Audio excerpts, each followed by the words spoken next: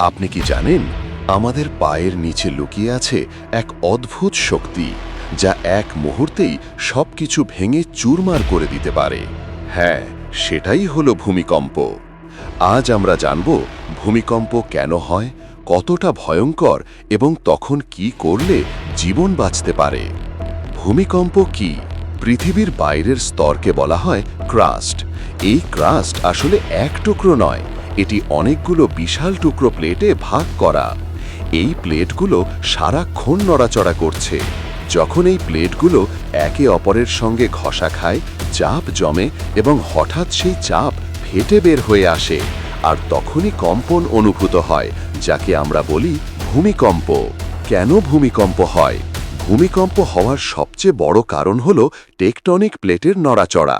তারা ধাক্কা খেতে পারে, দূরে সরে যেতে পারে বা একে অপরের ওপর দিয়ে স্লাইড করতে পারে। এছাড়াও আগ্নেয়গিরির অগ্ন্যুৎপাত, খনির ধস বা ভূগর্ভে বিস্ফোরণের কারণেও ভূমিকম্প হতে পারে। তবে মোট ভূমিকম্পের 90% প্লেটের চাপ জমে থাকা থেকে সৃষ্টি হয়। ভূমিকম্পের মাত্রা।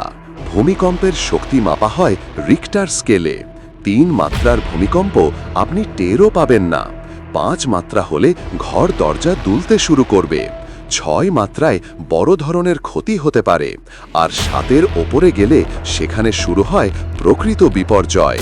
ভূমিকম্পের লক্ষণ: হঠাৎ মাটি বা ঘর কাঁপতে শুরু করা, ফ্যান, লাইট, জানালা দরজা দুলতে থাকা, গভীর গর্জনের মতো শব্দ। এগুলোই ভূমিকম্পের সাধারণ লক্ষণ। কখনো কখনো প্রথম কম্পন ছোট হয়, কিন্তু পরের ধাক্কাই বড় ক্ষতির কারণ হতে পারে। ভূমিকম্পের বিপদ: শক্তিশালী ভূমিকম্পে ভবন ভেঙে পড়ে, রাস্তা ফেটে যায়, গ্যাস লাইন বিস্ফোরণ ঘটতে পারে, এমনকি ভবনগুলোর ভারসাম্য নষ্ট হয়ে মুহূর্তেই ধ্বংসস্তূপে পরিণত হতে পারে। আর যদি ভূমিকম্প সমুদ্রের নিচে ঘটে, তাহলে তৈরি হতে পারে ভয়ঙ্কর সুনামি। ভূমিকম্পের সময় কি করবেন?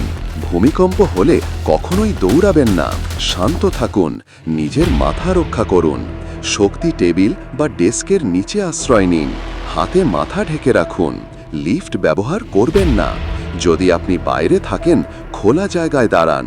ভবন, গাছ বা বৈদ্যুতিক খুঁটি থেকে দূরে সরে যান। ভূমিকম্প থেমে গেলে করণীয়: ধাক্কা থেমে গেলে পরিবারের সবাই ঠিক আছে কিনা দেখুন। গ্যাস ও বিদ্যুতের প্রধান সুইচ বন্ধ করুন। ভাঙা ভবন বা দুর্বল দেওয়ালের কাছে যাবেন না। জরুরি সাহায্য প্রয়োজন হলে হটলাইনে যোগাযোগ করুন। ভূমিকম্প কখন, কোথায়, কিভাবে আঘাত হানবে কেউ জানে না, কিন্তু সচেতনতা, প্রস্তুতি এবং সঠিক সিদ্ধান্ত, এগুলোই আপনাকে এবং আপনার পরিবারকে বাঁচাতে পারে। নিরাপদ থাকুন। আর হ্যাঁ, ভিডিওটি ভালো লাগলে অবশ্যই লাইক, কমেন্ট ও সাবস্ক্রাইব করবেন। ধন্যবাদ।